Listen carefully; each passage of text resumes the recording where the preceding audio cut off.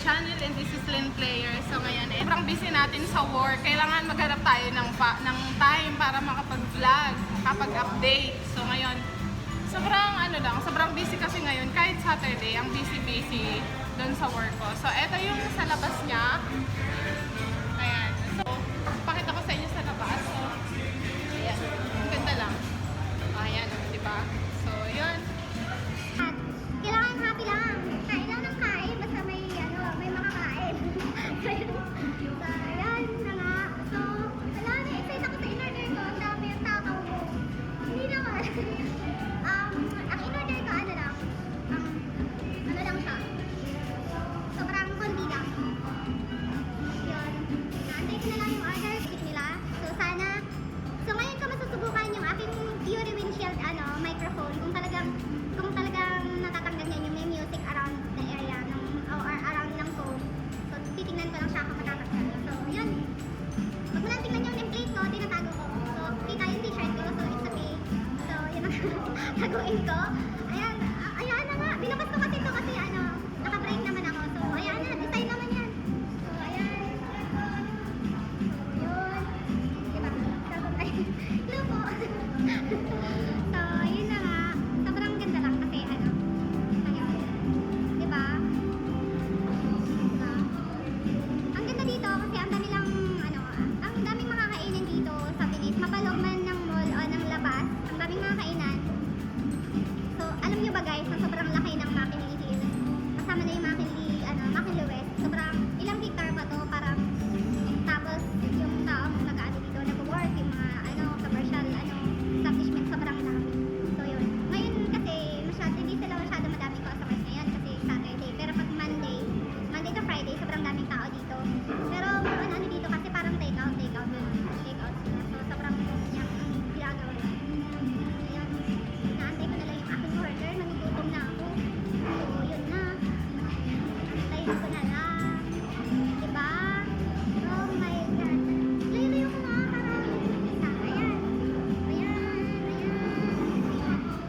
Diba? Yun.